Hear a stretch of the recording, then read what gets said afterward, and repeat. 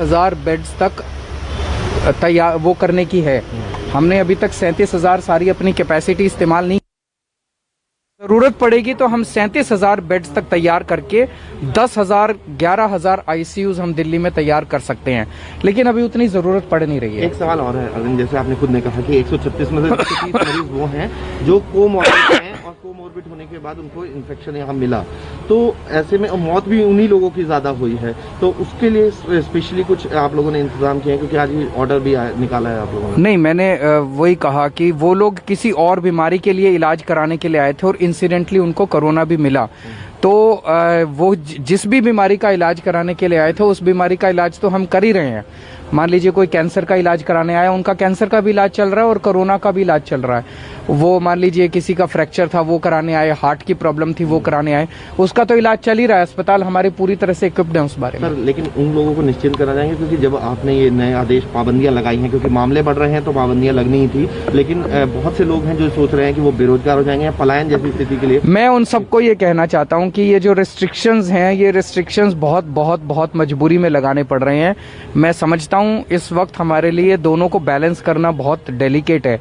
एक तरफ लोगों के रोजगार पे बनी हुई है, अगर आप रिस्ट्रिक्शंस लगा दें तो लोगों के रोजगार पे आ जाती है, और दूसरी तरफ अगर रिस्ट्रिक्शंस ना लगाएं तो आपकी सेहत और आपकी जिंदगी खतरे में पड़ जाती है। मैं आपको यकीन दिलाना चाहता हूं कि रिस्ट्रिक्शंस को जितना जल्दी हो सकेगा हम उठा देंगे और कम से कम समय में और कम से कम रिस्ट्रिक्शंस लगाने की कोशिश करेंगे। आपको लगता है दिल्ली में कोविड की पीक आ चुकी है या कब तक आप एक्सपेक्ट करें? क्योंकि एक्सपर्ट्स कह रहे हैं 50-60 हज़ार पीक के टाइम पे आएंगे। आपको क्या जानकारी मिली है? कोई भी कुछ कह नहीं सकता। मैं तो ये कहूँगा कि कोई भी कुछ कह नहीं सकता, लेकिन पिछले 3 दिन से मामले जो हैं दिल्ली के अंदर ये लगभग 20,000 के करीब, मेरे ख्याल से पहले दिन 22,000 आए थे, 3 दिन पहले, कल शायद 19,000 आए थे, आज जो शाम की रिपोर्ट आएगी उसमें 20,000 के करीब आएंगे।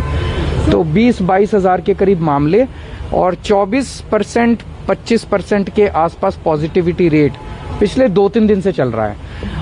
लेकिन इसका मतलब ये नहीं कि आगे बढ़ेंगे नहीं, बढ़ भी सकते हैं। इसका मतलब ये भी नहीं, देखते हैं, let's keep our fingers crossed, लेकिन हम सारी इवेंचुअलिटीज के लिए तैयार हैं। ये क्योंकि मैं जो बात सवाल में पूछा था उसमें लोगों का ये डर है कि कहीं अब आप इस हफ्ते या लॉकडाउन नहीं लगा रहे, चिंता मत कीजिए। ये भी बात सामने आ रही है कि दिल्ली में तो रेस्ट्रिक्शंस है, लेकिन आसपास की जो यूनिट है, क्या ये मैं केंद्र सरकार से अपील करूंगा। डीडीएमए की बैठक में भी जो केंद्र सरकार के रिप्रेजेंटेटिव्स आए थे, हमने उनसे रिक्वेस्ट किया कि दिल्ली के अंदर केवल रेस्ट्रिक्शंस लगाने से काम नहीं चलेगा, आपको पूरे एनसीआर को कवर करना पड़ेगा, और उन्होंने आश्वासन दिया कि वो पूरे एनसीआर के अंदर इन्हीं रेस्ट्रिक्शंस को करवाएंगे। Thank you.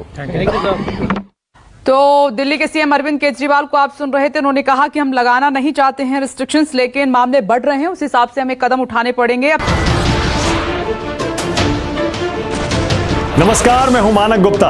अगर आपको हमारा ये वीडियो पसंद आया हो तो इसे लाइक और शेयर जरूर करें, और हां, हमें सब्सक्राइब और फॉलो करना ना भूलें ताकि आप देश और दुनिया की कोई खबर मिस ना करें। तो जुड़े रहिए हमारे साथ और देखते रहिए न्यूज़ 24।